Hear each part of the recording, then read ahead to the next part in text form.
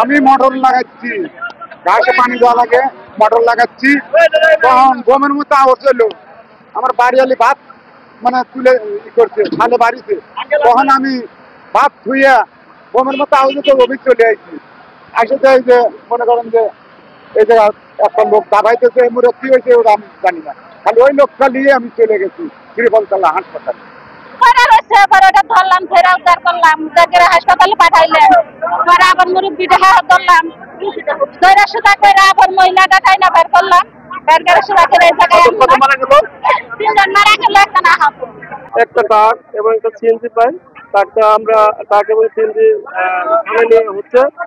আর 3 জনের লাশ পাইছি, একজনের লাশ শনাক্ত হয়েছে, আর 2 জনের লাশ আমরা চেষ্টা করতেছি শনাক্ত করার জন্য। আর বাকি কার্যক্রম প্রক্রিয়াধীন। আর ট্রাক চালককে পালিয়ে গেছে না আটক আছে? ট্রাক চালক পালিয়ে গেছে, আমরা ট্রাক চালককে পাই নাই। ট্রাক আমরা থানায় নিচ্ছি, থানায় নেওয়ার পরে যে আইনগত যেটা ব্যবস্থা হয় সেটাই আমরা করবো।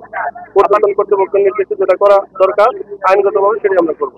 উৎসবের খুশি হবে নগদে বেশি, কারণ ঘন্টায় ঘন্টায় আছে গিফট জেতার সুযোগ।